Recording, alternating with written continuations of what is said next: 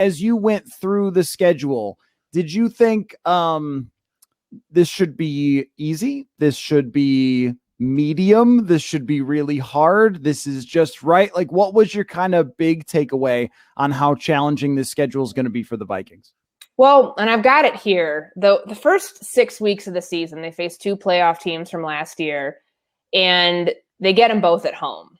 Seattle at home in week 3 versus like the December on the road Seattle game. Like, that was a very strange one to see.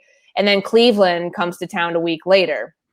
You know, Cleveland retooled its defense in a way that kind of mirrors just how many resources the Vikings poured into their defense. And the fact that, they come here week 4 where you would expect there to be fans, at least in attendance, that edge that the Vikings have. And I know that we don't talk about that enough. I mean, yes, it's a small thing. It's a play on the field, but like, I am really curious to see the Kevin Stefanski revenge game and all of that. But like, so as I was breaking down the schedule and when we had to like kind of write like our analysis the night it was released, I looked at those first few weeks. I was like, man, that's tough either way you spin it, with like going on the road for the first 2 weeks, Cincinnati to Arizona. But I think with Seattle and Cleveland coming here weeks 3 and 4, and then you have, Detroit and then at Carolina, by week 7, they're either going to be 2-4 or 4-2.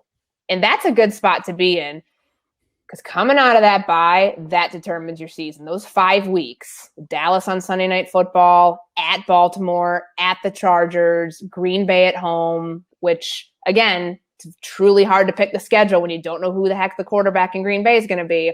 But then at San Francisco, week 12, and you're like, is that where Trey Lance's debut is going to be? Could it potentially be before? Because that's technically after the trade deadline. So is Garoppolo still going to be around? A lot of uncertainty, but holy smokes, that 5-game stretch right there determines the season. And it was such an easy one to pick out. They have the 5th hardest strength of schedule. So of course you knew, like when you saw what those numbers were, initially, just given the opponents, and they based that off of like playoff, wins from, or, how records from the previous season, how far these teams got, whatever, that before the schedule's released, that they would have the 5th hardest strength of schedule. But to see how the schedule was laid out, like at week 7, week 8 through 12 is going to be a very, very tough stretch for the Vikings. Here's a new way that I'm looking at it. When you get the schedule, there are inevitably going to be hard games. There are inevitably going to be easy games. And I think, to put it so simply, you want the easy games on the road. You want the hard games at home, because you don't want the hard games on the road. That's like Vikings going to Baltimore. I mean, that's that's almost a guaranteed loss. And I think the Vikings, it worked out pretty well for the Vikings in that regard, because you've got Cincinnati road. Okay, that's good. Arizona road. That's good. Carolina road. That's good. Your first 3 road games are all extremely winnable. So you'd rather have Seattle at home, obviously. You'd rather have Cleveland at home, obviously. Dallas at home. Like, I think early in the season, especially, you can make a case that every game is winnable. Like 4 out of the first 5 road games, very winnable. The first game where I'm like 10% versus 90% that the Vikings lose is Baltimore. Otherwise, I think there's a case to make to win all of them. There aren't a lot of gimme losses on there, and there's quite a few manageable games. So in that sense, I like the schedule. If I want the Vikings to be good this year, I think they can easily go 4-2 or 5-1 into the bye.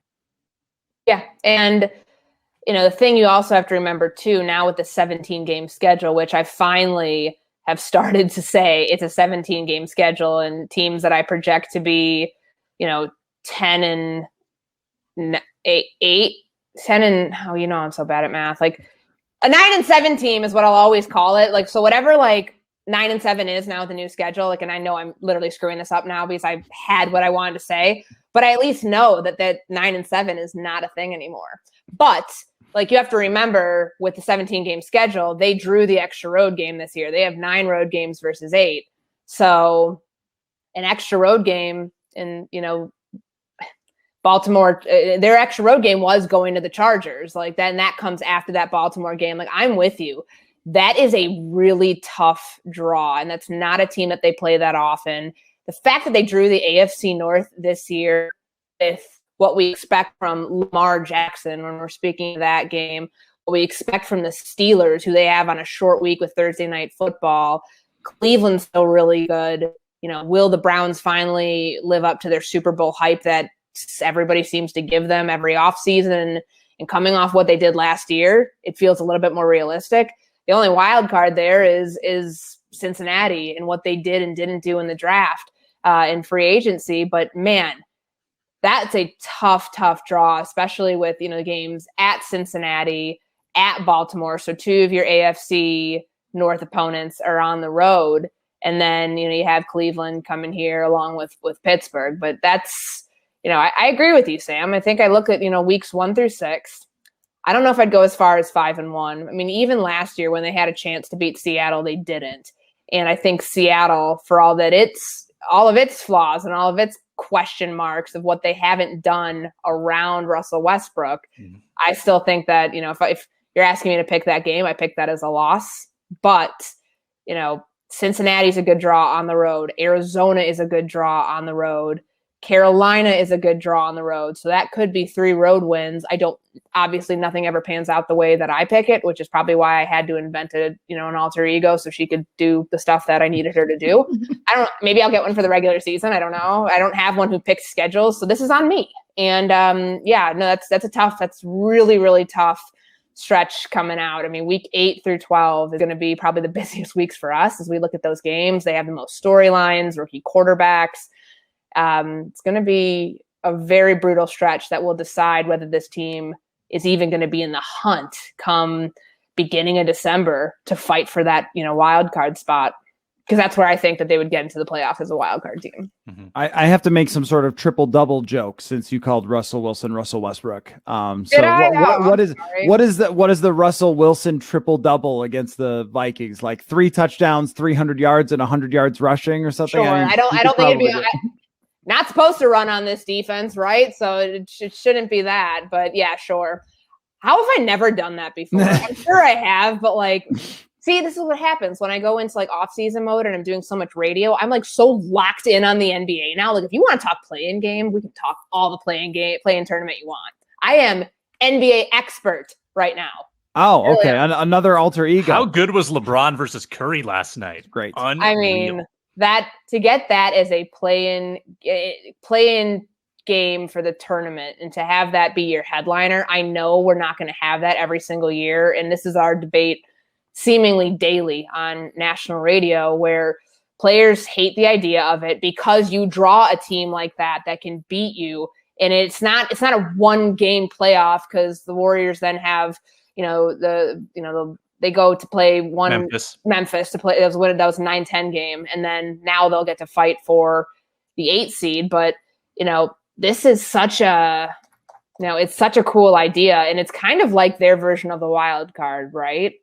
That's what I think. I hope it sticks, because wild card football, you can get some really bad games, or you can get Bills Texans from 2019 season.